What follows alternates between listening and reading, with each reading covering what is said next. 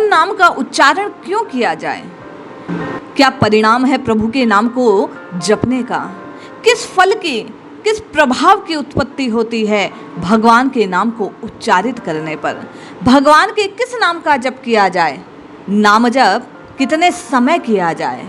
नाम जप कब किया जाए? नाना प्रकार की जिज्ञासाएं साधकों के हृदय में हिलोर लेती है।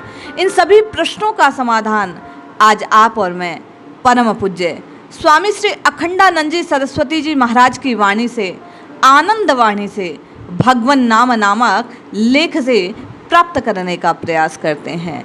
जय श्री हरि। पूज्य गुरुदेव के चरणों में बारंबार प्रणाम।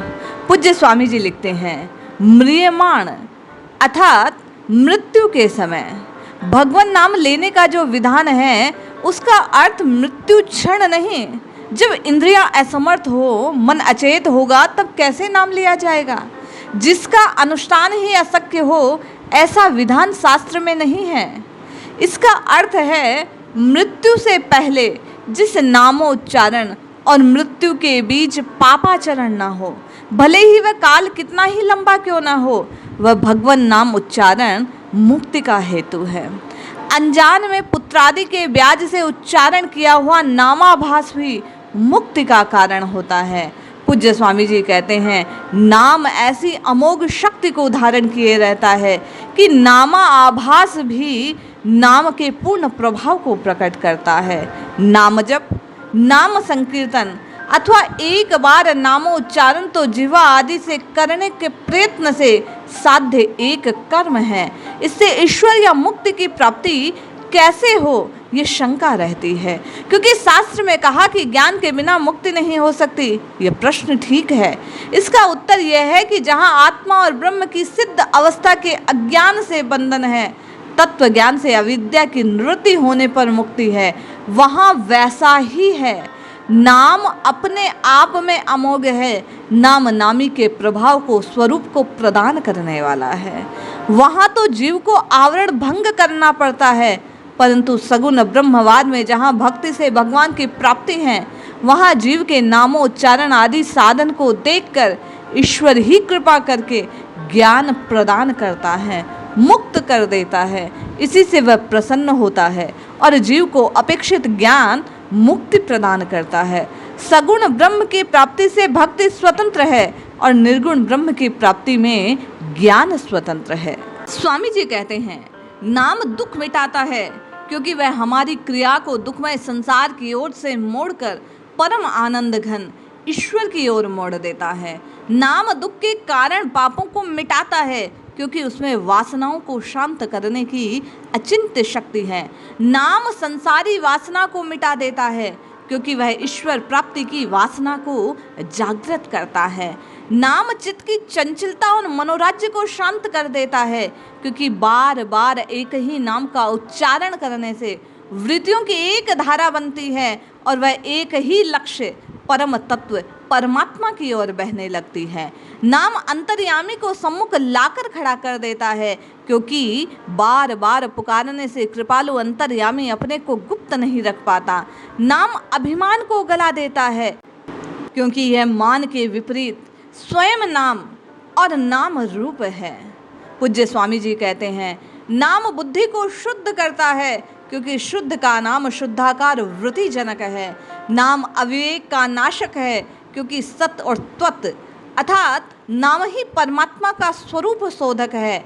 नाम समाधि लगा देता है क्योंकि ओम आदि नाम चित्त को शांत और अंतर्मुख करते हैं। जब साधक निरंतर राम राम इस प्रकार तन्मय होकर नाम को उच्चारित करता है तो उसकी विचार शक्ति भीतर की ओर प्रवाहित होती है। नाम से आत्मा और ब्रह्म की एकता का ज्ञान होता है क्योंकि महावाक्य नामात्मक है।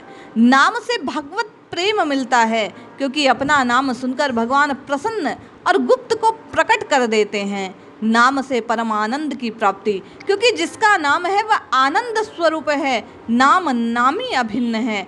नाम ब्रह्म ही है क्योंकि उपनिषदों में नाम और ब्रह्म का समाधिकरण किया गया है। नाम परमात्मा का स्वरूप है, ठीक वैसे जैसे चतुर्भुज, त्रिभुज, द्विभुज आदि रूप हैं। नाम चिंतामणि है, कल्प वृक्ष है, कामधेनु है, क्योंकि वह अपनी शरण में आने वाले के समस्त मनोरथों को पूर्ण कर देता है। नाम कृष्ण है, चैतन्य है। नाम अपने प्रेमी को पहचानता है और उसकी जिह्वा को रस युक्त कर उस पर नृत्य करने लगता है। नाम साकार है, क्योंकि वह हृदय के झूले पर झिलमिल झिलमिल करता हुआ झूलता है और नामी के स्वरूप को प्रकट कर देता है। पूज्य स्वामी जी कहते हैं, नाम ही आत्मा है, क्योंकि नाम प्रेमी इसको छोड़ नहीं सकता। कंठ स्थानीय स्वाभिमानी जो मनोराज्य में संलग्न है, स्वप्न अभिमानी जीव है। रिमूर्ध स्थानीय परब्रह्म परमात्मा है। शय और नय दोनों मिलन और सदा के लिए मिलन है। इसीलिए कृष्ण कृष्ण कृष्ण कृष्ण कृष्ण पुकारने से जीव का ब्रह्म में सदा सदा के लिए मिलन हो जाता है।